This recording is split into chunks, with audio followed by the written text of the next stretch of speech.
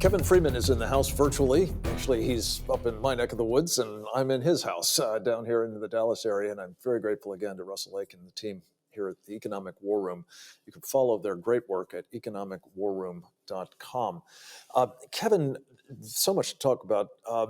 We've seen in this financial arena economic warfare being played out domestically. I wanted to ask you about this spectacle, really, of a very woke company called Tesla being removed from the repository of wokeness, I guess you'd call it, the Environment, Social, and Governance Index, ESG, seemingly simply to punish the proprietor, Elon Musk, because he announced that he was going to vote Republican going forward.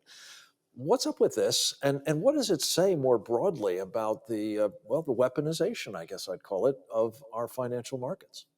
Well, Frank, it exposes the blatant hypocrisy of ESG. They claim that they're for the environment, and yet the ESG providers are investing in China, which is terrible for the environment. And this is a perfect example. Tesla is their poster child of ideal company. They are electrifying the automobile fleet. They are taking us off of gasoline-powered engines. They are the leader in every respect, and yet they are not allowed to be in the ESG index. And the only correlation is, this is when Elon Musk said, I'm going to buy Twitter, I'm going to support free speech. And he just recently said, I'm a lifelong Democrat, I may vote Republican for the first time. And boom, he's out.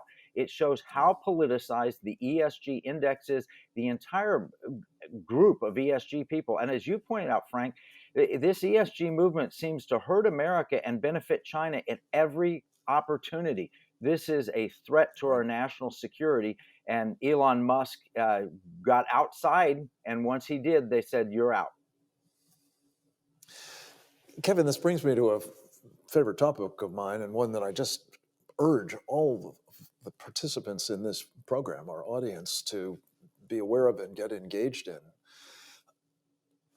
One of the things that is very much happening in this ESG space is a guy by the name of Larry Fink of BlackRock, the CEO there, has been using the trillions of dollars that his company has under management and the ownership stake that that's given him in a lot of American companies to basically bludgeon them into adopting his ESG agenda. Again, as you say, this is completely hypocritical because Larry Fink is also mau-mauing people into putting money into China, including as the principal fund manager of the world's largest public pension fund, the Thrift Savings Plan of the US government. Fink is trying to get government employees, military and civilian, past and present, to put their money into China as well, including, unbelievably, buying shares of companies, or not even shares of companies, putting money into the pockets of companies that are building weapons with which to kill us. You've created something called the National Security Investment Consultants Institute to try to help American investors, whether they're in the Thrift Savings Plan or otherwise, avoid investing in ways that are harmful to their values or even their lives. Talk a bit about that and how this fits into this incredibly important moment in investment and economic warfare policy. Well, the economic war has come home. We're now witnessing our enemies, foreign and domestic, taking our money that we've invested and weaponizing it against our values, whether it's invested in Disney and they're trying to they're too woke with regard to children and they're trying to groom children or whatever. And Larry Fink and all the ESG people seem to be pro-China. And you look at Disney again, they make a film in China and thank the Chinese government. And yet here at home, they're going against traditional family values. So people have their money invested in the stock market. They don't know what to do. They need a financial advisor to help them with this. And they need to do two things. They need to be salt and light. To be salt means that they need to vote their shares, their proxies, to say, I don't want this. I want ExxonMobil. I want your directors to maximize the profits of the company. Don't do what Larry Fink is saying and ban fossil fuels.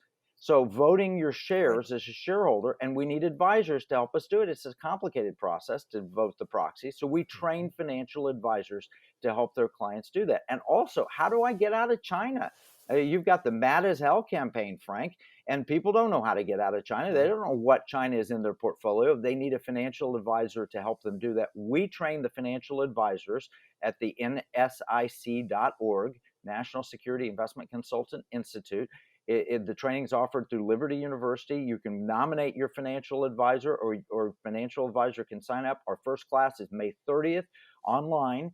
And we're going to, 8 weeks, we'll give a complete training on how to identify China in the portfolio, how to represent your clients in voting their shares, and how to make certain that client portfolios are supporting the client values and not opposing them. It's incredibly important work, Kevin. I'm so appreciative of it, and we look forward to hearing more about how that first class is going in upcoming conversations with you. Lastly, we have just a minute. Um, President Biden is off to Asia. Apparently, we're going to be importing formula for babies from places like there. Um, the Defense Production Act is being invoked to try to increase the production. A quick word on what on earth is going on here in terms of grain supply chain dependencies, even for baby formula? Well, when you find bare shelves at a grocery store, that's a sign of a declining society. The problem here is not too little government, it's too much government involvement. He needs to get the government out of the way, let the free market solve these problems. They should have been down there in Abbott approving their plant and so forth, but they've let all this red tape and regulation slow our economy. That's the problem. Too much government, not too little government. Yeah.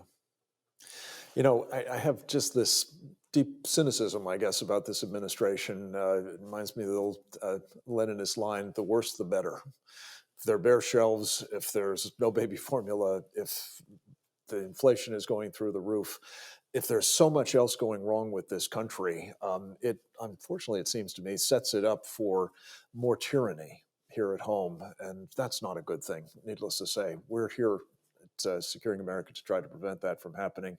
We appreciate your visits with us, and I hope you feel better equipped with each of these shows to help us protect the country we love against all enemies, foreign and domestic. Hope you tune in again next time. This is Frank Gaffney, over and out.